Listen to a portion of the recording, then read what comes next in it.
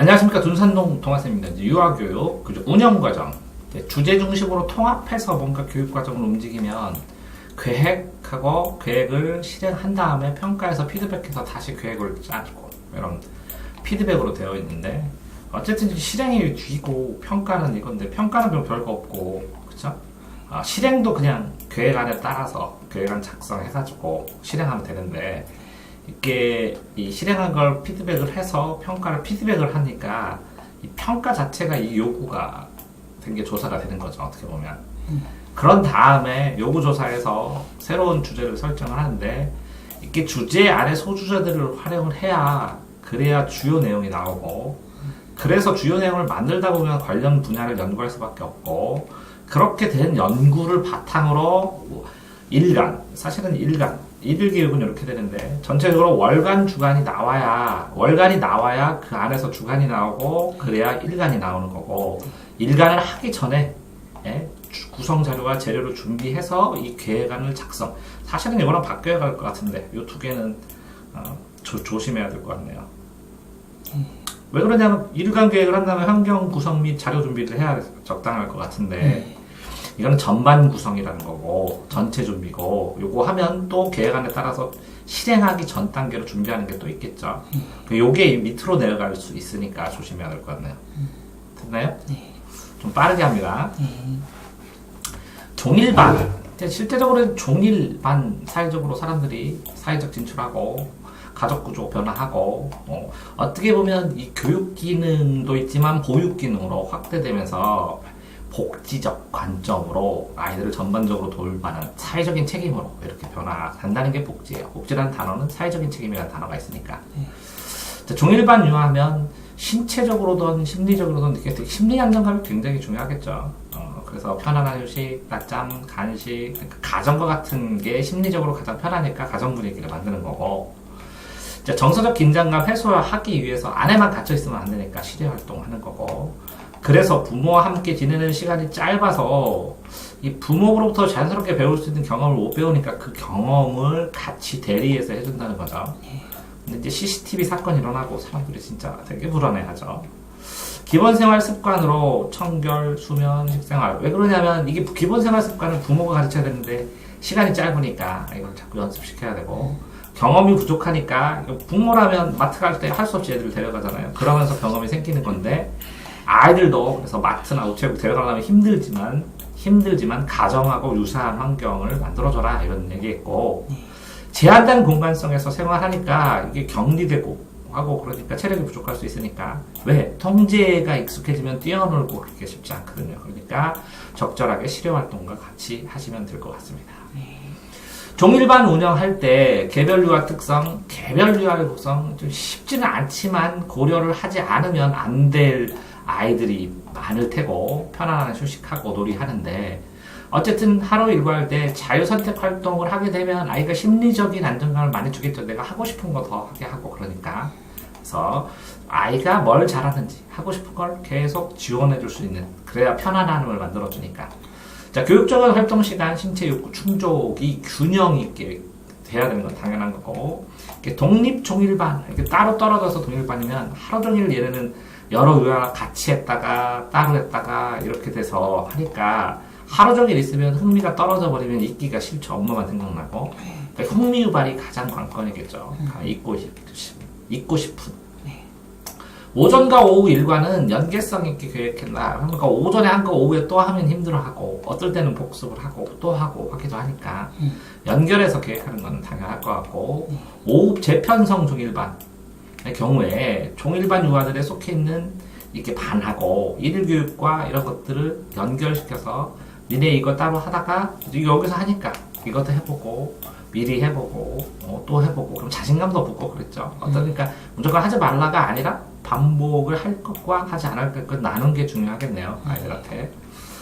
자 어쨌든 통합 연령 집단의 경우도 많겠죠. 종일이 있으면 그러냐면 뭐 3세반, 4세반만 이렇게 여러 아이면 좋겠지만 그랬을 때 소집반 활동할 때 그 만 5세 유아를 위한 집단 활동도 만들고 3, 4, 5세 그러니까 실제적으로 같이 하는 수업도 있지만 따로 하는 수업도 해야 되는데 그러면 이제 인건비 문제로 이렇게 쉽지는 않을 것 같아요. 작은 데는. 큰 데서는 나눠지니까 그냥 되지만. 근데 장단점이 있습니다. 이렇게 5살 있고 3살이 있으면 가족에서도 이렇게 같이 지내는 거를 또 배우게 되고 자연스럽게 더 편안함, 동생이 있기 때문에 더 편안함도 느끼고 그러거든요. 종일반 오전 오후 운영, 발달에 적합한, 이렇게 발달에 적합한 게 당연하기 때문에 당연한 거는 외우기가 진짜 힘들어요. 보호 균형을 해야 되고, 부족할 경험을 보충해야 되고, 프로젝트 접근법도 활용하는데 심화 확장한다. 그러면 이제 순서대로 이걸 정리를 해야 되는데 오전 오후 프로젝트, 혼합 연령 적합한 부모, 이게 다 당연하거든요. 이걸 어떻게 외워야 되나? 아까 이제 문제죠. 그러니까 어떤 핵심 단어로 구분 지을 수 있는 단어로 줄거리를 만들지 않으면 이야기처럼 시험 보기 직전에 볼 수 있는 그 단어를 연결해가지고 만들면 이 단어에 연결돼서 이 문장을 떠올릴 수 있게 만들지 않으면 이거 쉽지 않다는 거죠. 자, 이걸 하나하나 해드릴 수도 있지만 시간이 어마어마하게 많이 들리고 이거 개인적인 성향이 강해요. 이거 외울 때. 네, 그렇기 때문에 할 수 없이 본인이 하셔야 됩니다. 혼합연령 긍정적으로 그쵸 섞으면 높은 아이들이 가르쳐요. 근데 이제 잘못 가르치기도 하죠. 어쨌든 협동하고 공과가 있어요. 다 긍정적 상호작용도 하고 싸워서 부정적 상호작용이 되기도 하고 그것 통해서 부정을 극복하는 것 통해서 발전하니까 낮은 연령 아이들도 이렇게 따라서 하기도 하고 어휘력도 따라서 하고 새로운 지식 습득하고 그러니까 실제적으로 얘네들이 화목하게 들린 데는 굉장히 발전하죠. 와서 왜 대인관계 자체가 발달하는 거니까 뭐 형한테 하는 거 엄마가 똑같이 하거든요. 그러면 이거 어떻게 배웠어 이렇게 되기 때문에 실제적으로 선생놀이 한다고 생각하면 애들 되게 재밌어하는데 부정적 측면은 이렇게 감싸 어떤 아이 그러면 역으로 퇴행하기도 하고 뭐 보호만 계속 바라보기도 하고 낮은 연령 아이 이 능력 차이가 굉장히 수준으로 그러면 나는 큰데 쟤는 아이는 나이가 어린데 똑똑해요. 그랬을 때 이 박탈감이나 상실감도 되게 많고 그러니까 이게 나이가 많다고 이게 빠른 게 아니거든요. 유아 때는 열등감을 경험하고 그러면 나중에 의존하기도 하고 열등하기도 하고 그러니까 부작용도 있고 긍정적인 것도 있어서 실제적으로 처음에는 교사가 관여를 해서 이런 연령대로 놔도 이 얘랑 조합이 잘 맞아서 충분히 가능한가를 살핀 다음에 교사가 이제 자율적으로 놀게 하는 프로젝트를 점점 늘려놔도 되는데 이거 볼 정도면 차라리 그냥 수업해버리죠. 교사들이. 자, 혼합 연령 학급 기본 방향 각각의 단일 연령 수업도 있는데 혼합 연령은 단일 연령에 하지 못할 배워야 될 것들을 할 수 있는 좋은 기회죠. 그래서 차별적 배려를 하고 다수의 연령을 중심으로 진행할 수밖에 없죠. 그런데 이게 지양하니까 줄이라는 거. 소외되는 연령이 없도록 이게 불가능한 걸 요구하네요. 이렇게 수업은 1대1 아니면 소외될 수밖에 없어요. 포인트가.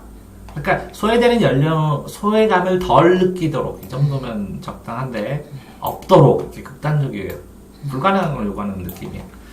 다 연령 간의 연결을 도모해서 유아 간의 상호협력 할 수 있으면 지원, 배려, 격려, 모델링 등의 사회적 관계, 사회적 관계를 더 많이 배운다는 거죠. 다연령은.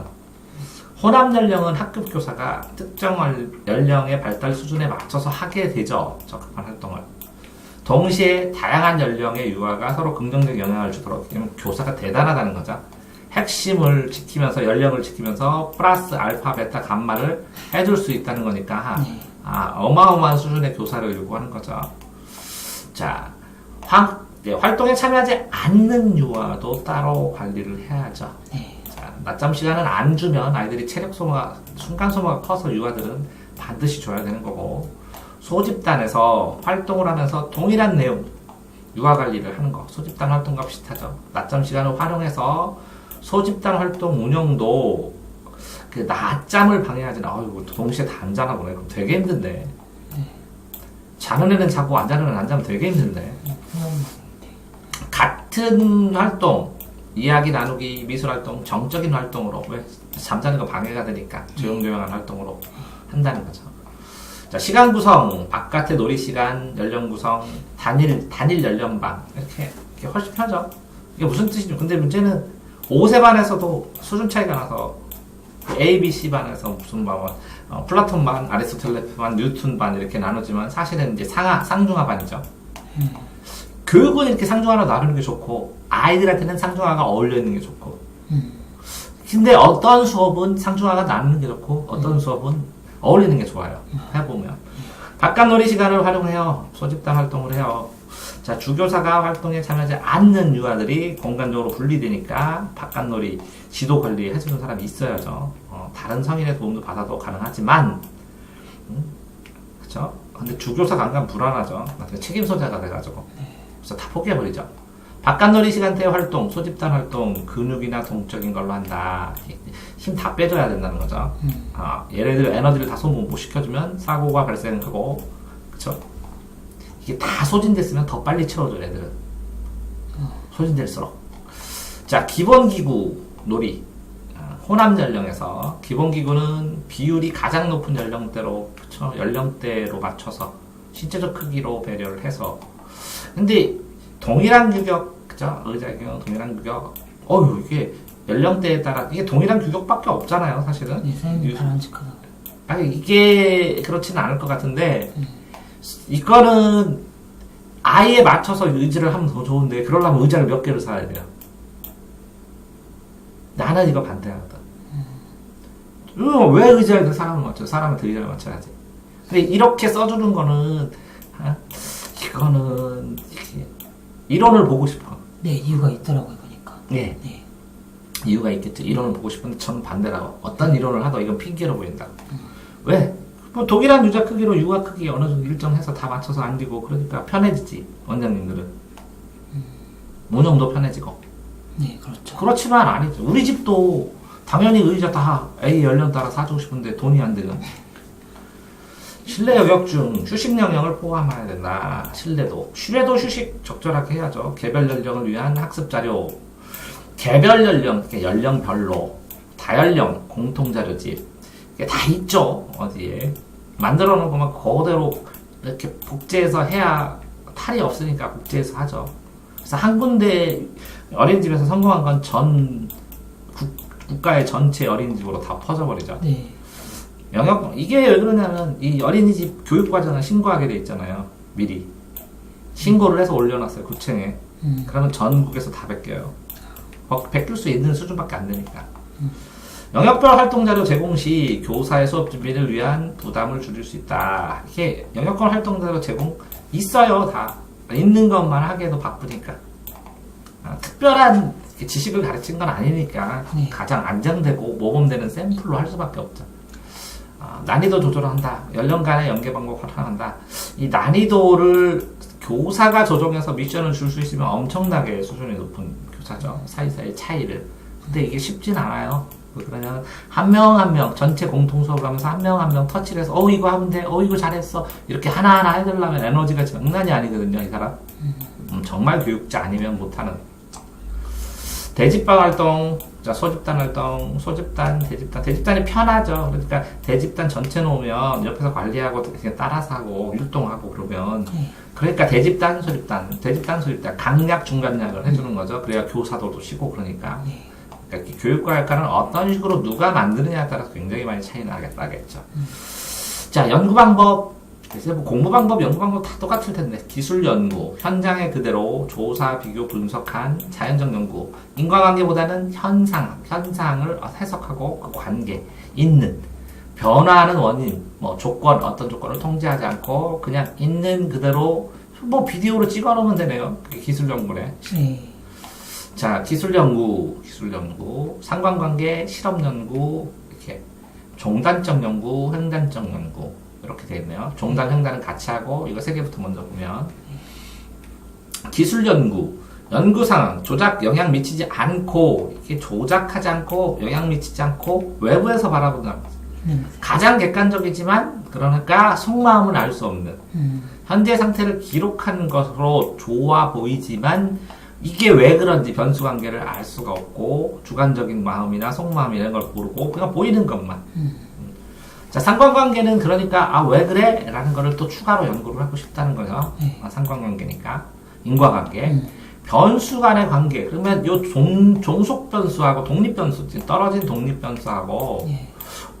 아니면 이 독립에 따라서 어떤 변수에 연결된 종속 변수하고 예. 이런 변수들을 다 구분할 줄 알아야 되거든요. 근데 이 구분이 통합되어서 나타나요, 이렇게 현상에서는. 그러니까 이게 특이하게 그게 반복적으로 인과관계가 명확한 걸 찾기가 쉽지 않다는 거죠. 그러니까 변수들의 상관관계를 검증 예측하기가 쉽지 않다는 거죠. 왜 그러냐? 이게 가능하면 미래 예측도 하죠. 근데 애들이 그대로 예측한 대로 하가 항상 기분에 따라서 달라지고 그러니까. 그런데 공통적으로 하는 변수들이 규칙적으로 뭐 10년이나 이렇게 교사 생활을 하다 보면 있으면 그때 그 자료가 없어. 그럼 특이한 걸 해서 연구 논문을 낼 때는 상관 연구를 해야죠. 기술 연구는 부족하니까. 변수들의 인과관계를 설명을 해줄 때 문제는 뭐냐면 사람이기 때문에 이걸 통제할 수 있는 변인이어야 돼, 이 변수가. 그래야 논문으로 쓸 수 있어요. 그러니까 아이들이 이렇게 나가고 이렇게 나는데 이런 현상을 이걸 완벽하게 통제를 어느 정도 해주니까 이게 훨씬 크더라, 성장하는데. 그게 유의미하더라 그랬을 때 논문이 완성되는 거니까. 근데 이 추론 자체가 힘들다고요. 찾아내야 되고. 왜? 이 변이를 통제할 수 있는 변이과의 관계가 돼야 되니까. 자, 실험 연구. 그러니까 이런 상관 연구를 하기 위해서 실험을 안 하면 근거를 못 댔다고 그러니까. 근거는 될 수밖에 없어요. 독립된 변이를 조작을 해서 종속 변이에 대한 효과가 달라지는가를 봐야 돼요. 그렇죠? 네. 독립된 어떤 변수를 조작을 해서 이렇게 항상 애들이 했는데 요거를 조작해서 요걸 막으니까 이렇게 되더라. 이렇게. 예를 들어서 낮잠을 안 자는 데는 애들이 피곤해가지고 맨날 집중력이 떨어져서 이렇게 사고가 발생했는데 낮잠을 재운 애들은 이렇게 강제로 낮잠을 재우니까 사고 발생 빈도가 이거에 비해서 현저하게 줄더라 했을 때 논문이 되는 거예요. 그러니까 이걸 낮잠을 안 자던 애를 낮잠을 자게 만들어준다고. 이렇게 확실하게 구분이 돼야 되니까 변수들의 인과관계가 누가 봐도라도 인과관계는 자 공부를 못하는 이유는 이것일 수 있고 이거일 수도 있고 엄청나게 여러 가지예요. 가장 결정적인 원인을 찾아갖고 이거를 통제해서 못하게 하거나 하게 할 수 있어야 된다고. 그랬을 때 모든 변수 조작할 수 없어요. 그러니까 가장 결정적인 거. 요 변수만 조작해서 이게 인정받으면 실험 연구를 할 수 있다. 됐나요? 자, 종단 연구와 횡단 연구 아세요? 이게 제일 쉬운데. 그러니까 유아교육. 저번에 우리 했던 것 같아요, 선생님이랑. 그것도 있고 사회니까. 한 사람. 이 전체 과정이 사회와 관련된 거니까 더 쉽다고. 네. 용어가 그냥 일반적인 사회학 공부하는 거랑 많이 차이가 없으니까 더 쉽다고.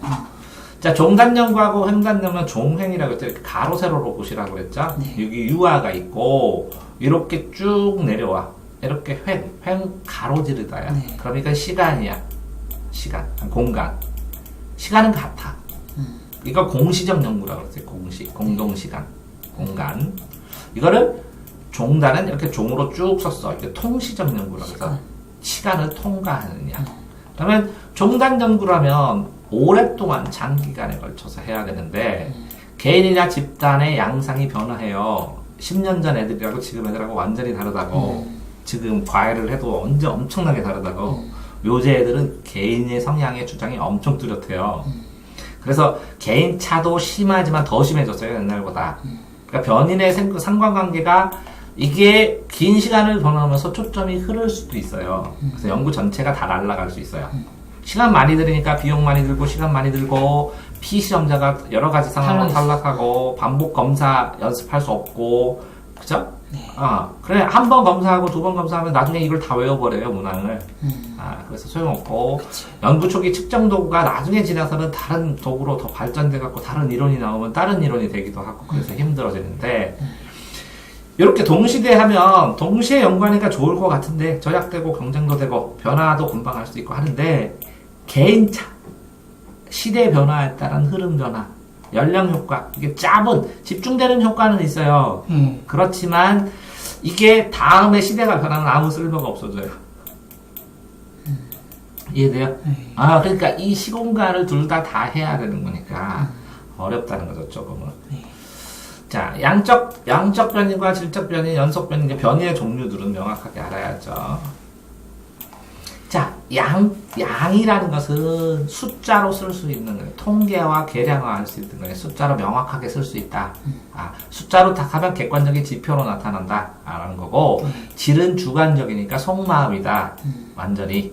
자, 나이, 성적, 지능지수, 창의적 태도, 점수. 이것도 쉽진 않아요. 이건 외워야죠.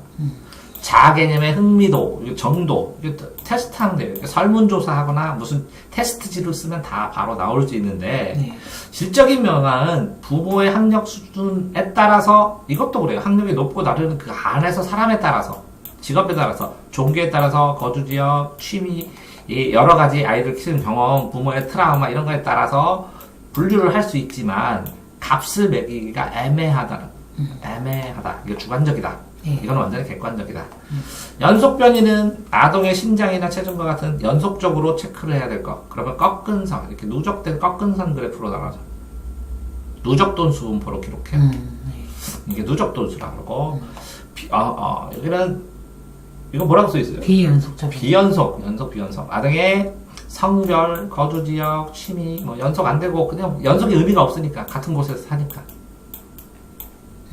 근데 취미 같은 거는 또 외워줘야죠. 이거는 바뀔 수도 있으니까. 많이 바뀌지는 않는다는 거지. 됐죠? 평가에 대한 기준이다. 기준, 결과, 해석.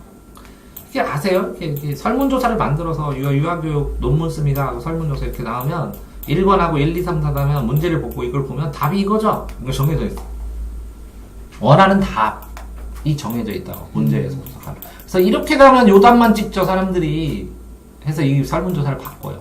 객관적인 지표로 안 나오는 경우도 많다고. 이게 이 설문조사를 통해서 답을 몰아가는 경우도 굉장히 많다고. 그러니까, 이 결과를 해석을 어떻게 하느냐에 따라서 똑같은 결과인데요. 해석이 어마어마하게 다를 수 있어요. 바라보는 관점에 따라서. 그래서 결과를 해석하는데, 기준도 평가하는 거고, 상대 기준 평가, 상대 지향 평가, 절대 평가, 상대 평가, 뭐, 여러 가지, 이 상대 지향, 상대를 기준으로, 상대 지향으로. 이게 애매하네. 이게 무슨 말인지 모르겠네. 나중에 한번 보고. 자, 비교의 막대자, 규준, 잣대처럼 있다는 거죠, 규준이. 그래서 표본 집단, 표본이 모집단, 자, 이렇게 모집단이고, 요 안에서 표본 집단이 있어요. 그러니까 모집단도 실제 보면 상대적인 거 표본 집단이 적었을 뿐이지. 모집단을 다 할 수 없으니까 일부 표본만 하니까 요거가 성향이 비슷해서 특성을 잘 잡아줘야죠. 그러니까 예를 들어서 대도시만 해서 과외비 많이 씁니다. 그럼 맞습니다. 시골에서 뭐 과외비 안 씁니다. 맞습니다. 그러겠지. 시골도 하도 여러 가지인데 거기 중에서 시골 학교 중에 하나, 대도시 중에 하나 완전히 다르잖아요. 그러니까 이 모집단도 어떻게 보면 상대적으로 표본 집단이지. 크기에 따라서 요 모집단 말고 이렇게 전체로 해봐. 시골, 도시, 이거는 뭐라고요? 도농복합도시. 이렇게 하면 또 다 다르잖아. 근데 어쨌든 그 도시의 특징. 그러면 요 모집단 자체가 표본 집단이죠. 표본 집단이면서 모집단이죠. 상대적이라고 단어가. 자, 어쨌든 모집단의 특색을 잘 표현해줘야죠. 그래서 크기가 국가, 지역, 학교, 학급, 학년, 연령, 기준을 잡는 거야. 기준. 자, 준거, 상호 평가, 결과 평가에 대해서 해석을 교육 목적에 비춰서 어떻게 해석하느냐에 따라서 다르지. 그래서 목표 지향, 목표를 나아가게 절대 기준으로.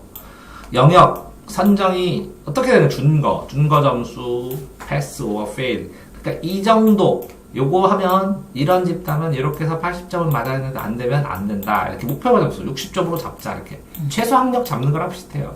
패스 파일. 그래서 준거랑 규준이랑 단어의 구분은 명확하게 해야 되겠네요. 자, 교육과정 평가. 평가란 교육과정 전 과정을 통해서 교육 목표가 맞게 실현됐느냐. 목표. 그러니까 이게 뭐라고요? 목표가 결과랑 비교해보는 것 뿐이지.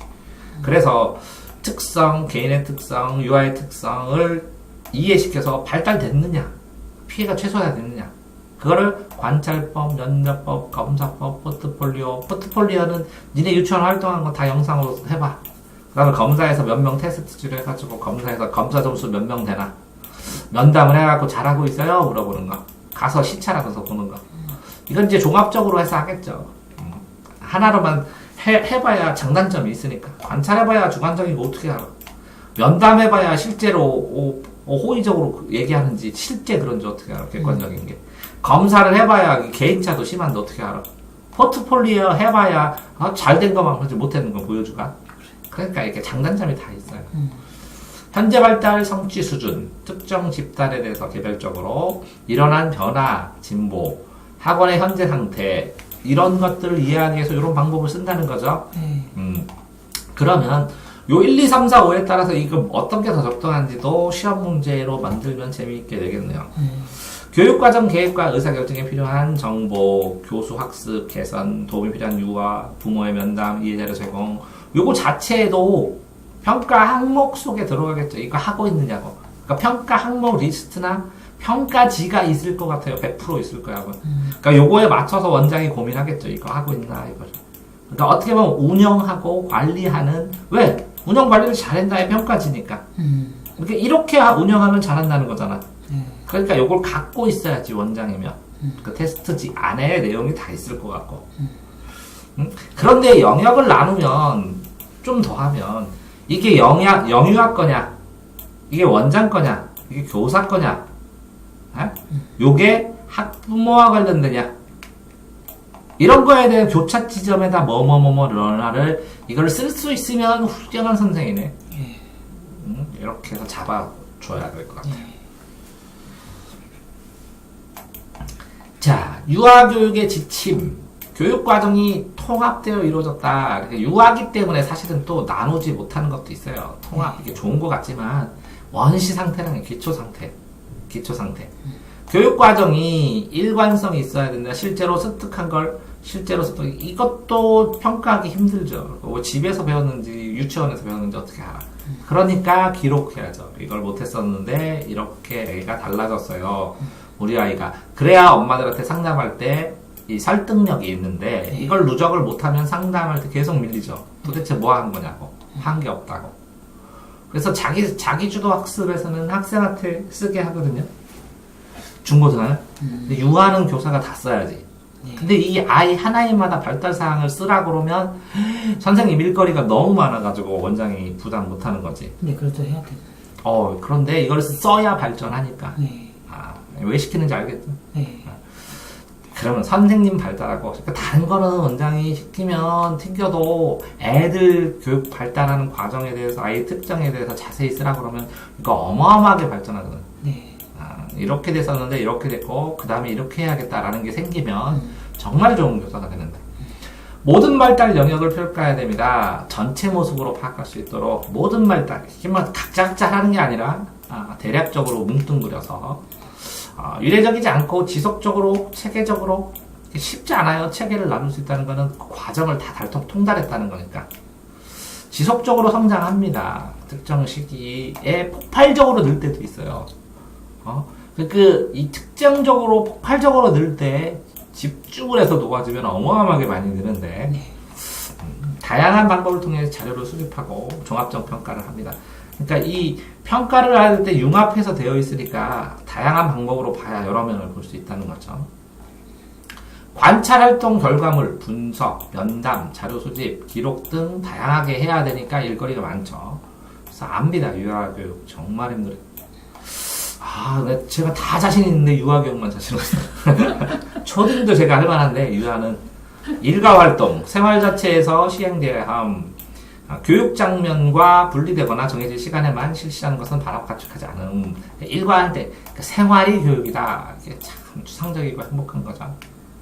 그래서 아이들한테 제가 중고등학생들 쓰면서 이 공부는 습관을 만드는 것이지 네가 몇 개를 더 알고 덜 알고 보다 어떤 습관을 어떤 식으로 향상시키느냐가 중요한 건데 공부도 생활이에요. 평가 정보를 부모에게 제공해야 된다. 그러니까 얼마큼 제공하냐의 문제고 단점을 어떻게 제공하냐 그 단점을 상쇄하기 위해서 부모랑 어떻게 협동을 해서 논의를 하고 아이들한테 추가로 뭔가 해줄 수 있을까 라는 유치원이 있으면 짱인데 안 되죠. 왜? 돈을 더 거두면 정부에서 걸리니까. 그래서 여기다가 추가로 플러스 유치원부터 1대1 추가로 아이한테 이거를 유치원부터 사교육해요. 엄밀한 의미로 해요. 그 사교육을 싸게 하려고 문화센터를 가죠. 문화센터. 네. 문화센터도 얼미라도 보면 사교육인데. 교사 평가의 목적, 교사 역할 수행, 책임있게 이루어지고 판단하고 전문성 신장 목적을. 근데 이제 이 전문성을 아무리 늘려도 이거를 좋게 평가를 못 받아요. 애 키우면서 애 얼마나 된다고. 그 유치원 교사가 영양도가 제가 돈을 대라면 유치원 이게 어릴수록 돈 많이 내고 올라갈수록 돈 많이 이건 되잖아요. 고3일수록 돈 많이 내잖아요. 과외비. 네. 어릴수록 많이 내야 돼. 왜 그런지 아세요? 이때 먹이고 입히고 얘기하고 말 한마디가 어마어마한 차이 나거든. 이 중간이 차라리 혼자 하는 거거든. 어? 이때는 시간 단축을 위해서 과외를 한다면 이때는 사람을 만들기 위해서 과외라 돈을 비싸게 줘야 되는데 안 줘. 애들은 5만 원밖에 안 줘. 고3은 50 주고 50 줘봐야 얘네는 5점 변화하는데 얘는 50만 원 주면 얘는 나중에 500만 원 변해요. 네. 엄청 차이가 난다고 영향도가. 교원 능력 개발 평가. 교원 능력을 개발 평가제, 교장, 교감, 학교 경험, 교사, 학습 지도, 생활 지도, 수업 교사, 연구 활동 지원, 학습 지도, 생활 지도. 제일 제일 힘들죠. 어떻게 보면. 네. 여기 결정권자고 여기 완전 실무자니까. 네. 굉장히 힘들죠. 수업 교사 하면. 그래서 원래 이제 수업도 빼주고 그랬는데 안 하면 수업을 빼면 감을 잃어요. 그러니까 경영 마인드와 교사 마인드는 둘 다가 있어야 되거든. 그래서 쉽지 않다는 거죠. 유아평가 방법, 포트폴리오, 아까 얘기한 것처럼 포트폴리오, 결과뿐만 아니라 과정 사진으로 찍어 놓으라고. 네. 자, 검사법, 표준화 검사해서 표준화해서 검사를 했더니 답이 이거다. 그래서 표준화 검사 사실은 연습도 시키고 그러면 점수 잘 나가게. 나 같으면 시키겠다. 자, 면담, 학부모한테 면담 좀 잘해주세요. 이렇게 전화를 분명히 하겠지. 그쵸? 네. 그러니까 의미가 없다고, 이거는. 이것도 의미 별로 없고, 아니, 별로 있어요. 의미 있는데, 그렇게 얘기하면 건방지고. 이것도 부작용 있고, 이것도 부작용 있고, 정확하게 평가가 되는 게 있느냐. 그렇진 않다는 거죠. 요거는 조금 더, 여러 가지 면담 방법이니까, 디테일하게 들어가는 거고. 여기 보면 관찰했을 때 일화를 보고 기록하고 행동 목록, 평점 목록, 평점 첩도, 시간, 사건, 여러 가지 사건으로 다 다양하게 기록하는 거죠. 근데 솔직하게 기록하면 좋은 것만 기록하고 잘된 것만 기록하지. 단점을 안 쓰니까. 그러니까 수행이란 구체적 상황을 실제로 수행평가니까. 정답 선택, 스스로 정답 구성하기, 수행평가가. 여러 가지 발달 변화 과정을 쓰고, 그쵸? 혼자 해보고. 그 다음에 학습과정 진단하고, 개발학습 촉진하고, 표준화 검사에 조할 수 없는 상황에서 여러 가지 글도 쓰게 해보고 하는 거죠. 유아자료 제공하고, 개선, 부모한테 제공한다. 그쵸? 그래서 뭐 안내물 보내고 그러는데, 안 읽는 사람도 많으니까 지쳐버리죠, 나중에. 요 안내는 보내는 것만 따로 이렇게 해서 막 구하죠, 초보들은. 근데 이제 책 같은데, 그래서 시리즈로, 꼬망새 같은 거 시리즈로 다 있으면 다 샘플 다 있잖아요. 네, 그래서 글자만 조금 딱 하면 되잖아요. 되게 꼬망새 좋아해요. 저도 유아교육 꼬망새 한 50권 정도 읽지 않았나 생각되는데 재밌어서. 신기하죠? 재밌어서. 자연적 관찰자가 인위적으로 조작하거나 하지 않게 자연스럽게. 관찰하면 영향을 가죠. 선생도 영향 가고 다 영향 가고. 그래서 CCTV를 해야 되는데 CCTV 보면 인권 문제 생기고 여러 가지가 또 문제가 생기죠. 근데 나는 편한데 공개 CCTV가 다 찍어서 봐도 돼. 문제점, 장시간 소요. 이 자연 관찰을 하면서 CCTV를 계속 봐야 되잖아. 평가 간의 신뢰도도 부족하고. 네가 제대로 보고 나 이거 할 때만 왜 이거 보냐고. 그렇게 보면. 그리고 또 네. 화면하고 또 실제하고 다르니까. 그쵸. 각도에 따라서 느낌이 네. 좀 다르니까.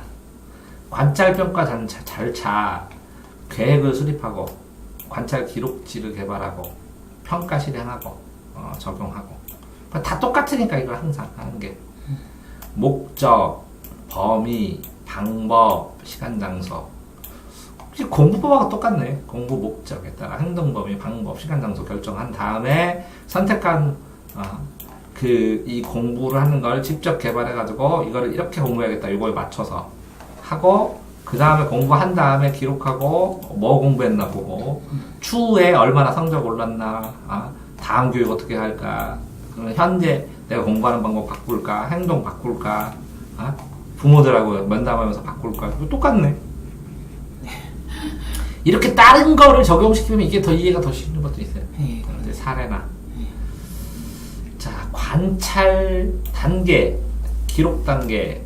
처음에 객관적으로 적고, 추론하고, 보이는 거, 행동들이 왜 그런가 보고 관찰할 때. 그러니까 있는 걸 적고, 적기도 하고, 추론도 해보고, 문제점이 뭔가. 이걸 해석해보고, 축적된 자료를 보고, 이게 이런 뜻이었구나, 이 사람들은. 하고, 그거 말고 이렇게 해보면 어떡해요? 어떨까요? 이렇게 얘기도 하고, 그 다음에 학습 결과 과정에 초점을 맞춰서, 상호작용으로 이렇게 하는 게, 이렇게 한번 해보니까 이렇게 되잖아요? 하면서 역동적 평가하고, 그러면 역동적은 상호, 대안은 대치, 이렇게 해석은 자료 결과 분석, 추론은 행동 원인 분석, 기록은 기록 분석, 이렇게 따로 이렇게 합쳐서 단어를 만드는 게 낫겠네요. 너무 많으니까. 상호작용 있고, 네. 대치 있고. 네. 그 특징된 단어만. 관찰법의 정의, 평가 도구, 일상생활, 자연스럽게 본 거, 관찰 자체. 이거 보는 능력 엄청 차이나요? 네. 그림 하나 보고 이걸 보고 느낀 걸 찾으세요. 그러면 뭐 몇 시까지 글 5줄 돼가지고 옛날에 제가 이걸 뭐 150문제 내고 그랬는데 시 5줄에 문제를 내는데 이거 한 문제도 안 떠오르는 경우도 있어요. 그러니까 관찰이 어마어마하게 차이가 난다는 거죠. 이게 늘어나면 애 얼굴 표정, 심리 상태 이런 거 보면 아 오래되니까 저절로 돼요. 아, 쟤 그만두는구나. 2달 후에. 아, 쟤 열심히 공부 중이구나. 쟤 나한테 보이잖아요. 유아도 다 보이잖아요. 어른도 다 보여요. 욕심이 없으면 내가 관찰자가 편하고 욕심 없고 전문 분야고 여러 번 보면 관찰자 그 자체 보고 있어 부모가. 그래서 공부하는 애 중에서요 엄마가 관찰할 때만 공부하는 애가 있어요. 엄마가 관찰을 안 해줘서 공부를 못하는 경우도 있어요. 웃기죠? 해야 되겠네요. 그럼 관찰을 계속. 네? 관찰 계속 해줘야 억지로라도 해줘야 돼. 그러니까 옆에 있어달래 공부하게. 관찰자가 기대하는 방향으로 기록한다. 이게 뭐라고요? 긍정적으로. 좋은 게 좋은 거라고. 자, 후광 효과. 뒤에서 뭐 있다, 뭐 해야 된다. 주관적 해석, 후광 효과. 이거는 좀 찾아봐야 되는데 사례로. 이건 사례로 한번 찾아보세요. 시험 문제 내기 참 좋으니까 특이한 단어라. 네. 관찰 참여법, 누적 기록하고 누적적 기록하고 구조화된 방법, 구조화 시키는 거지. 관찰하면서 틀 만들라는 거지. 부모 면담, 교육과정 운영, 상담 발달 자료로 쓴다. 너무 당연해가지고 이걸 어떻게 해오지? 참 난감하네. 너무 쉬우면 더 어려워. 관찰 시 유의점, 사전 관찰에 대한 계획, 결과 기록, 즉각적 기록, 사실적이고 객관적으로 기록. 이게 거꾸로 보면 관찰할 때 어떤 식으로 관찰할지 계획이 없는 사람이 있고, 이해되세요? 네. 이 결과를 지속적인 방식으로 누적해서 기록 안 하기도 하고, 좀 지나서 기록하기도 하고, 느낌을 빼고, 맞아. 사실이 아닌 좀 꾸미기도 하고, 객관적이 아닌 주관적으로 한다는 거야. 이게 더 많으니까 이렇게 써주는 거야. 네. 유의하라고. 왜 그런데요? 관찰은 주관적이니까. 그 반대로만 써준 거야. 네. 기록 과정 관련된 관찰자의 오류, 후광 효과, 지나친 일반화. 그러니까 이게 다 이렇게 돼요. 제가 봤어요. 한 100명 아이 가르쳤어요. 일반화. 그게 이제 성급한 일반화라고 그래요. 지나친 일반화. 주관적 해석 너무 한다고 그랬죠. 관찰자가. 네. 후광 효과로 보고 있으면 또 더 열심히 이제 관찰하고 있으면 선생님이 그게 후광 효과일 가능성이 큰데. 후광이 배광이잖아요. 사람이 있으면 여기 빛이 보이는 것처럼. 네. 왜? 관찰하고 있으니까 조명받는 거지. 이게 뭐라고요? 다? 빛이? 관찰하는 사람의 조명이라고. 그래서 후광 효과예요. 더 열심히 하려고 하는 거. 네. 오류를 최소화하기 위해서는 관찰 훈련. 훈련 시기나. 관찰 방법에 대한 전문적 지식. 그렇죠. 관찰 능력보다는 더 중요한 것은 독특성을 인정하는. 그러니까 관찰하고 있어도 시범 수업을 하는데 평소에 하는 것처럼 애 잡아주고 수업이 그래서라도 근데 그거 자체가 또 좋아 보이는데 그걸 모르지 초보들은. 무조건 멋있게 해야 되지. 애들이 딱 시작하고 카리스마게. 행동 관찰 신뢰도 같은 걸 여러 번 관찰하고 측정하면 일관된 모습으로 저 사람 저렇게 하는구나. 자기 장악이나 동료 장악. 그래서 본인 수업을 본인 CCTV로 보고 고치는 훈련을 계속하면 엄청나게 늘어서 본인 영상이나 본인 이런 것들을 녹화할 필요가 있어요. 관찰 내용, 방법, 규칙, 기록 방법에는 훈련 필요하다. 그러면 훈련 필요한 건 뭐뭐 있어요? 이렇게 시험 문제 내다 보면 이렇게 금방 나오잖아요. 이걸 어떻게 구분할 거냐? 너무 쉬워서. 관찰한다고 그렇게 하면 안 되고 관찰한다고 예상하고 뭐가 필요한지를 해야 돼요. 그러니까 현장성을 중심으로 유아교육은 외울 때 현장에서 내가 어떤 순서로 뭘 할까를 생각하면서 외워야 돼요. 이론도. 그래서 현장을 안 해본 사람은 굉장히 힘들 수밖에 없어요. 똑같아요. 예를 들어서 제가 이제 농산물 손해평가서인데 가서 손해평가 내용을 외울 때 이론만 외울 때는 이게 뭐야 하고 외웠는데 가니까 가서 해야 될 순서예요. 다. 쉽던 어렵던. 한 번 해서 이걸 보면 당연한데 이걸 왜 써놨대 이렇게 생각이 들어요. 그러니까 당연하기 때문에 어렵게 안 느껴지는 거예요. 당연하기 때문에 다 필요한 거고. 이해돼요? 개인적 편견의 감소, 객관적 관찰 능력. 당연하잖아. 편견, 훈련 부족, 나타나는 기록을 줄이기 위해서 체계적 관찰 계획, 객관적 행동, 판단, 남겨놓고 추후의 관찰, 추가 관찰, 개인차 인정, 객관적 관찰, 직접 기록, 설명하는 속의 사용, 행동 발당 순서대로 기록, 구조과 관찰, 객관적 관찰 전략, 구조적. 어떤 거를, 어떤 측면을, 뭐를 어떻게 할 것이냐. 행동을 이렇게 한번 해보시라고. 이게 조작 조정인데. 관찰 가능하고 추정이 가능한 용어로. 그러니까 뭐라고요? 나중에 객관적으로 쓸 수 있는 것들. 그 개념의 조작적 정의가 뭐냐라고 하면 어떤 걸 했을 때 이 개념 자체를 명확하게 조작을 해서 그럼 이거 말고 요거랑 비교해보면 이런 결론이 나올 것이다. 몇 대 몇으로 라는 상태로 세팅을 하는 거예요. 이해되세요? 그러니까 관찰이 가능하고 이거 측정이 가능하니까 수치화할 수 있고 수치화할 수 있는 걸로 표현할 수 있었을 때 개념을 통합되어 있는 걸 분리해가지고 내가 하나의 이론 이럴 때는 이렇게 납니다 라고 정의할 수 있고 사람들이 검증할 수 있죠. 그러니까 조작을 할 수밖에 없죠. 그러니까 조작해서 나쁘게 만든다는 게 아니라 이 변인들을 통제 변인과 조작 변인, 조작 변인의 조작이에요. 조작 변인을 만들고 요것들을 가능하게 차이를 느낄 수 있게 수치화시키고 결과를 나중에 만들 수 있다는 거라고. 됐어요? 자, 1화 기록. 뭐 에피소드나 1화는 하나, 기록의 종류 중에 여러 가지 중에 하나네요. 1화를. 이게 구체적인 사례 자체를 구체적으로 쓰지 않으면 1화 기록이 아니에요. 추상적인 결론이지. 육하원칙으로 쓰면 되고. 그래서 신문기사 쓰듯이. 구체적이라는 것은 육하원칙으로 누가 봐도 알 수 있다는 거야. 그죠? 근데 발생한 후 바로 기록해야 되니까 언제 어디서 무엇을 어떻게 해서 누가 이게 이렇게 되는 거예요. 손이 두 개가 있다면 누가 누구에게 언제부터 언제까지 무엇을 무엇으로 어떻게 해서 이렇게 언제부터 누가 누구에게 언제부터 언제까지 무엇을 무엇으로 어떻게 과정 거기에 어디에서 어디로 그래서 왜 이렇게 육한칙을 쌍으로 했었어야 돼. 그러면 완벽하게 설명을 할 수가 있어요. 이해됐어요? 그게 신문신화야. 일화기록이고. 그러면 보면 이거 나와요. 언제 어디서 무엇을 어떻게 이렇게 전부 다. 이해됐어요? 누가 누구를 기록했냐, 언제부터 언제까지 있었는 일이냐, 어디서 해서 어디에서 어떻게 공간이 변했냐, 그죠? 시간도 변한 거 쓰고, 공간도 변한 거 쓰고, 왜 그렇게 됐냐, 과정이 어떻게 됐냐, 그래서 이유가 왜, 어떤 충돌로 어떻게 결과났느냐, 이렇게. 됐어요? 그러니까 행동과 말을 구체적으로 써야 되는데, 그 상황이 육하원칙 상황에 맞게 언어를 그대로, 시간 순서대로 일어나는 순서, 말했을 때는 누가 말했냐 인용부요 쓰면서 말한 걸 그대로 쓰라는 얘기예요.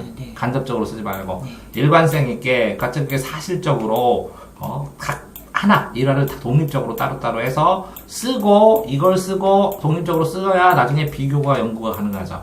비교 분석이 가능하고. 그러니까 옛날에 이거 또 있었습니다 이렇게 쓰면 안 된다는 거지. 힘들어도 독립적으로 써줘야 된다는 거. 그래야 이렇게 나중에 비교 연구도 가능하고 비교 분석이 가능하니까. 장점은 총체적으로 있는 거를 하나를 질적이에 주관적으로 파고들었으니까 수치화 시키진 못해도 별도의 계획 없이 기술에 비해 많은 시간이 필요하지 않게 하나하나 누적된 관찰 기록 일화를 통해서 나중에 패턴을 찾을 수 있으니까 변화, 흥미, 능력 필요한 걸 육하원칙으로 다 누가 연령대에 따라 뭐에 따라 다 분석할 수 있으니까. 근데 지난 후에 기록하게 되는 경우 관찰자의 편견 바로 쓰지 않으면 상상한다고요. 자기가 완결시켜 상상해서 나머지를 이해돼요? 그렇죠. 상상한 만큼 오류가 생기고 감정도 다르거든. 그때는 화났었는데 안 화날 수도 있고 주관적으로 판단한 인상으로 써버린다고. 근데 체크리스트 평력 척도를 기록하는데 시간이 많이 소요되고 왜? 이거 하나 다 쓰고 이거 다 쓰고 그러면 나중에 힘들다. 유아 행동 일부 한 가지 사건을 기록하기 때문에 이게 일어날 수 있을 때의 주관적 이유. 그러니까 이거 하나는 주관으로 보고 주관으로 보고 주관으로 본다고. 나중에 이어졌을 때가 객관적이라고. 수치와 비교고. 그러면 이게 네. 일화 기록이 뭐지? 사건이 일어났을 때만 하는 거예요? 네. 그 사건을 자세하게 기록해 보라고. 그 사건을 조명하는 것도 계속. 네, 하나를. 그게 이 사건 A, B, C가 나중에 누적되면 객관적인 건데 이거 하나는 주관적으로 아주 자세하게. 표본식 기술의 상황 묘사 비해 상황 묘사가 적다. 그러면 이거 왜 그러냐면 표본식 기술은 이거 있었다 이렇게 체크를 쭈르륵 하든지 표본을 그대로 써주면 되는데 적은 게 아니라 이걸 상황을 자세하게 묘사를 작가도 아니고. 네, 맞아요. 그 다음에 업무 때문에 덜 한다고. 됐어요? 서술식 기록에서 감정 묘사 방법, 잘못된 예시, 주관에 대한 판단이 아니라 해석이 대시되는 게 아니라 실제 행동한 것만 쓰라고. 네. 이유를 자기가 추리해서 쓰지 말고 서러워했다, 버릇없다, 기뻐했다 이렇게 뭐 이런 것도 쓰기는 써도 되는데 안 된다고. 예. 근데 이렇게 쓰는 것보다 눈물을 몇 번 흘렸다, 3분간 흘렸다 이렇게 더 낫다는 거죠. 네, 차라리. 맞아요. 기준에서 벗어나지 않는 경우 수식어로 특정 설명을 해야 되는데 유아 행위나 동기 느낌이 그냥 일반적이다 그러면 분석하기가 힘들지. 특이한 행동 같은 거 써주는 거지. 네. 그러니까 움켜진 채 세게 밀었다 이렇게 화가 사탕을 뭐 이렇게 정확하게 나중에 이걸로 몹시 화가 난 표정으로 이렇게 표정 자체 이렇게 요거 하나를 독립시킨 거거든요. 근데 저것도 쉽지 않죠. 나누기도. 그죠? 자, 차이점 비교. 일기, 표본, 일화. 이렇게 세 가지. 일기처럼 쓰는 거, 생각을. 표본으로, 종이로 관찰 사건. 이게 근본적인, 이렇게 구분을 해놨다는 거죠, 어떤. 일화, 에피소드로. 앞에 나온 일화. 쿵쿵. 이렇게 쓰는 거죠. 쿵쿵거리고, 서러운 듯, 이렇게, 더 큰 소리로 운다, 이렇게. 많이 써보면 그것도 많이 늘겠죠. 네. 자, 표본식 기술. 표본 기술은 뭐냐? 관찰 기록지에 미리 정해진 사건, 이런 상황. 근데 이게 왜 강하냐면, 여태까지 연구한 선행 연구자들이 이런 사건이 많이 발생해 써놓으면, 요거 3번 사건, 2번 사건, 18번 사건 일어났다고. 이게 병원도 있어요. 몇 번 사건이라고. 몇 번 사건이라고. 그럼 그거에 맞춰서 세팅해서 준비해주거든. 왜? 발달 단계가 다른 것 같지만, 크게 보면 같거든. 한 행동이 거울을 유세히 상세히 봐도 그거를 일어난 거 쓰면 그 사건이구나 이렇게 나중에 결과적으로 보게 되잖아. 보면 모든 면에서 자세히 기록하고 이게 표본이 있으니까 그 샘플을 어떤 식으로 기록했는지 다 알죠. 네. 사람들이 해놨잖아. 네. 그러니까 아주 자세히 쓸 수 있어요. 그럼 바꿔서 조금 차이 난 것만 쓰면 되니까. 그러니까 정확하게 쓴다고. 그러니까 특별한 관찰 기술이 필요 없이 그냥 그거 있는 거 거기 나온 거 참고 삼아서 쓰면 돼. 전후관계도 명확해져. 근데 이거 말고요. 기록 평가하는데 이게 표본식 있는 걸 다 알아야죠. 수집된 자료를 다 분류 분석을 하고 왜 자세히 써 있으니까. 주관적 해석도 살짝 들어가기도 하고 관찰을 이걸 한 명을 어마어마하게 그거에 맞춰서 하는 거죠. 네, 개밖에 없다. 그다음에 이 표본에 안 맞으면 어떡할게요? 하다가 계속 언다가면 맞는 것 같지만 안 맞으면 그래서 엉뚱하게 하는 경우도 있죠. 이게 맞는 억지로 맞추는 경우도 있고. 그러면 이 표본식 기록, 표본식에 되어 있는 샘플이나 이런 것들 정해진 상황이라고 있잖아요. 위에 표본이. 네. 이 정해진 상황을 얼마나 많이 공부하면 알겠지. 그 전문가나 교수는 조금 알겠지. 그러니까 일반은 쉽지 않겠지. 근데 배우면 되게 도움이 많이 되겠지. 자, 행동 목록. 행동을 관찰한 상황에 대한 행동을 체크해줘. 이게 체크리스트네, 이건. 네. 표본식은 더 이거를 아주 자세하게 파고, 정해진 표본을 파고든다면, 이거는 옆에서 이거 있네, 이거 있네, 이거 있네, 이렇게 체크하는 거네. 네, 지금. 일반적인 경우에 도움이 많이 되죠. 관찰하는 현재 상태를 대략의 큰 상황에서의 행동 변화를 보니까 목록에 따라서 비교적 쉽게, 간편하게, 빠르게 수치화해서 이거 몇 번, 이거 몇 번. 그죠? 네. 시간에 따른 자료 총론으로 이제 효율적에는 쓰지. 근데 이렇게 주별, 월별, 분기별 이렇게 만들어 놓으면 전체적인 상황에 상담하기 좋지. 행동 목록을. 그죠? 네. 그러니까 표적 행동이 있겠지. 그죠? 발달한 순서도 적어 놓지만. 그런데 이제 이 구체적인 행동이랑 다른 거랑 다를 수도 있는데, 질적 정보는 좀. 예. 그냥 이렇게 질적 정보로 이거 행동을 했다는 거야. 그러니까 몇 번 했다, 안 했다. 근데 이걸 체계적으로 논리적으로 했을 때는, 이 행동 했는데 왜 했는지, 뭐 했는지, 체크만 하니까 근본적인 파악이 안 된다는 거야. 네. 대략적인 파악. 큰 상황에서 파악이죠. 그러니까 이걸 대략적으로 이렇게 파악을 하고, 부분적인 행동을 어떤 거는 굉장히 깊게 파악을 하고, 그런 다음에 여기에서 일기나 표출이나 일화나 이런 어떤 거 하나는 아주 자세하게 일화로 기록하고, 이해됐죠? 네. 그런 다음에 요 나머지 추가를 보충해갖고 종합적으로 판단하면 어느 정도 판단이 가능하겠네. 되세요? 네. 자, 그런 다음에 여기는 뭐예요? 평정척도. 평정척도. 네. 평점척도 아니야? 평정척도. 평정. 네. 간격 단위를 두고 연속해서 숫자 중 하나를 선택하여 기록한다. 평정척도. 비교하는 것도 가능하고 한 사람에 대한 평가도 가능하다. 그걸 알겠는데 평정이란 단어가 뭔지, 짧은 여력을 한꺼번에 평가할 수 있다. 편리한 시간에 기록한다. 반복 사용한다. 동시에 바로 교사가 편리한 시간에 기록한다. 그냥 평범하게, 네. 이렇게 척도가 있어가지고 아. 동그라미 치는 거. 이렇게 돼서 동그라미 잘했나 못했나 이렇게. 아니 이렇게 칸이 있어가지고 이렇게 칸이 네. 있어가지고 네. 거기서 이제 이거는 잘했고 이거는 못했고 이거는 잘했고 이렇게. 네 그렇게 척도 동그라미 치는 거. 그 체크리스트랑 똑같은 건데. 그러니까 이제 이거 잠깐만요. 잠깐만요. 다시 장단점을 봐야지. 단점은 원인이나 저로 사냥 맞죠? 동그라미 척도 객관적 항목을 만들어야 돼. 평정척도 어느 정도인지 네. 평가하는. 칸이 그러니까 네. 어느 정도인지 평가하는 정도 이런 생각 봐봐. 네. 평이 평가. 네. 정은 정해진 정형적인 네. 유형의 기준에 따라서 평가하는 거네. 그러면 이 위에 거랑은 무슨 차이야? 이 행동 목록하고 비슷할 수 있네. 행동 목록은 했나 안 했나고 네. 이거는 얼마나 잘했어. 네. 중간 네. 못하고 그런 걸 평가했어. 행동을 중심으로 하느냐, 전체 네. 이게 방향성을 중심으로, 이거는 뭐라고? 목표를 중심으로 온 거고, 요거는 발생을 중심으로 쓴 거네. 네.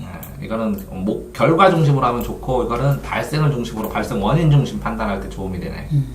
위에 거. 네. 위에 거는 뭐라고요? 발생, 행동 발생. 이거는 이 척도로 요거, 결과 잘 써. 이런 걸 중심으로 평가하기가 좋네. 네.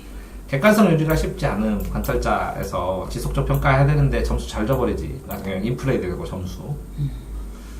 평정차도 관찰 기록. 하기 전에 관찰 대상에 대한 타인의 생각을 듣지 않고, 하기 전에 모든 항목을 읽어봐야 되고, 내가 알아야 된다는 거지. 그래서 이걸 들으면 선입견이 생긴다는 네. 거지. 네. 관찰 대상은 평소의 인상, 느낌, 영향받지 않도록 객관적으로 그날만 네. 결과지로 요약할 수 있는 칸으로 여러 명이 할 때는 특성 대상으로 평가한 다음에 다음 거 이렇게. 네. 가능한 대상은 모르는 상태에서 이렇게. 네. 다음은 호감 국가. 사전 정보나 평소 호감, 첫인상 이런 것 때문에 네. 쟤는 괜찮아 해볼까. 네. 그 전에 있었던 이런 거네. 네. 근접 발생, 평정 척도에 가까이 문항들이 서로 유사한 점수로 이 점수가 3점이면 7점이면 이 문항이 비슷하잖아요. 네. 그럼 이 점수가 8점이면 이게 높게 나오고 이게 4점이면 낮게 쓸 가능성이 있다는 거지. 이 점수에 영향을 준다고 이게. 이해되세요? 네. 아는 거였어요? 이게 관련된 문항들을 서로 유사하게 주는 거잖아요. 네. 네, 그러니까 앞뒤 문항에 영향을 받는다고. 관련된 것도 그렇고 앞뒤 문항에 왜 관련된 걸 이렇게 쭉 써주거든 파트로. 네, 그래서 파트로. A 파트는 높게 주는데 B 파트는 낮게 주면 낮기 시작하면 계속 낮고. 그래서 순서가 중요해요. 못하는 애 하잖아요. 이거 그렇게 못하진 않았는데 못하는 애 사이 깨하면 이게 점수가 좀 낮아. 비슷하면. 근데 엄청 높으면 다르게 주지만 잘하는 애들 사이를 찌면 9점 맞을 텐데 여기가 4점짜리 사이에 찌면 8점 나와. 그런 것도 있어. 그래가지고 그 2차 점수가 틀려주는구나. 잘하는 쌤들하고 같이 하면은 더 합격률이 높아지고. 논리성의 오류, 어떻든 연관된 문항을 내용 차이를 생각하고 평점을 부여해야 한다. 논리적인 연관성 문항. 관대함, 엄격함, 그죠? 타인의 평가에 대한 너그러운 평점자. 사람마다 다르다고. 이게 뭐라고요? 저기잖아요. 심사위원들 성향에 따라서. 네, 맞아요. 중심화 경향, 양극단적 평가를 회피하고 중간 정도로 네. 대륙. 비교 오류, 유아를 자신과 유사하게 자각하면서 비교하고 평가한다. 자기 기준이라는 거지. 네. 평정독토의 유형은 기술, 주요 기술, 판단 기준, 기술 평점, 네. 숫자, 이거 단극 척도, 양극 척도, 숫자 평정 척도, 기준을 숫자로 단극, 양극, 이거 좀 찾아봐야겠네. 기준이 양쪽으로 되는 거고 이건 한쪽이라는 건데. 네. 도식화, 그림, 그러니까 이거는 수평성, 음영. 0하고 5가 이렇게 있는 거고, 네. 양극은 이렇게. 네, 양쪽으로 0이 가운데 있는 거. 네. 네. 그렇게. 네. 양쪽에 있는 거고 여기 네. 있는 거고. 네. 평가 판단 기준 도식 표준 평정 지수 기준을 비율로 제시 표준 다른 유아와 비교했을 때 상대적 위치. 참 기분 나쁜데. 내 얘기를 무슨 상대적 비교해. 내 얘기는 내 얘기일 뿐이지. 나중에 크면서 비교해라. 가르친 다음에. 아니 나는 이렇게 생각한다고. 시간 뭐라고요? 표지법. 특수시 시간 체계 내에서 행동을 표집하는. 시간당. 오 이거 멋지다. 왜 그러냐면 하이라이트 시간이 있어요. 이게 템포에 따라서 시간 동안 반응이 다르다고. 시험을 언제 보느냐. 이때 보면 난리 나고 이때 보면 잘 나오고 그래. 공부도 이 자기 시간 템포를 알아야 되는데. 바이오리듬. 시간 표지법 지침, 자주 하는 행동, 15분마다, 이렇게 시간 간격, 관찰 가능할 때만 조작적 정의를 내려서 모든 용어가 분명히 이해될 수 있도록, 용어가 다른 사람들도 검증 가능하고 이해될 수 있도록 시간 표집 연구 방법 결정, 관찰 목적을 정확히 함으로써 필요한 피험자 수, 당하는 사람 피험자, 관찰 초점, 개인인지 집단인지, 대표성 표본이 되기 위해서 관찰 횟수와 시간 이게 다 필요해요. 왜 그러냐면 그래야 논문을 쓰니까 나중에 이거 안 하면 논문을 인정 안 하겠다는 거예요.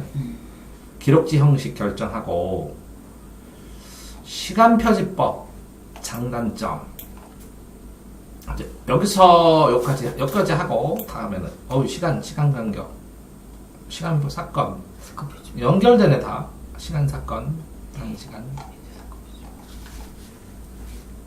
시간 표지법까지 하고 다음에 이어서 할 텐데 관찰 양식 시간의 길이 결정 고려 위에 있죠 장단점 시간 표지법 서술적인 관찰 방법에 의해서 이게 다 쓴다는 거네 전부 다. 시간 안에 하나하나 다 쓴다는 거네. 신뢰도 객관성 대표성 이 시간이라는 기준을 명확하게 한 다음에 쓴다는 거네. 네. 명확한 시간 관찰에 대한 행동의 조작적 정의로 이게 이제 논문 쓰기 위해서 그러면 변수 통제를 할 수 있어야 되는데 단기간에 많은 정보 사건 빈도를 파악하고 행동 추적 프로그램을 작성해서 해보고 통제를 해서 평가 척도에 따라서 더 발전됐는지 보고 수량화 시키고 이 상황들이 방해되지 않게 다 기록을 한 다음에 분석한다는 거잖아. 그러니까 비교적 빈도 높게 발생하는 현상, 행동이나 현상을 이게 뭐라고요? 외연 행동. 외부에 나타나는 현상의 경우에 아닌 경우는 기다려야 되니까 시간이 어마어마하게 걸리겠지. 기록 체계 기록하지 않으면 나중에 정보를 알 수 없고 행동에만 특정 행동만 측정하고 싶은 행동만 하기 때문에 돌발 상황이 되면 이게 에러가 날 테고. 체크리스트 관찰 엑스 미리 정해놓은 범주만 사용하게 되니까 이게 벗어나면 거의 끼워넣고 만들어 편견으로 치우쳐갖고 이러라고 억지로 논문 만들어보죠. 돈 많이 들으니까. 그래서 관찰을 하는데 평균 지속돼야 되고 숫자도 있어야 되고 양식도 있어야 되고 상세한 요구를 해서 그래서 사건을 다 포괄을 표지해야 돼요. 네, 끝나요. 네. 그래서 사건 표지 네. 몇 가지. 네. 뭐 이렇게 다 똑같은데요. 네, 관심을 갖고 있는 어떤 행동 나타나기를 기다렸다가 네. 이거 나타나길 기다렸다가 이건 사건이에요. 그 위에는 정해진 거 이거는 나타나길 기다렸다가 이거 무한대 시간인데 그럼 그죠? A, B, C 서술식부터 다음에 하겠습니다. 네, 알겠습니다.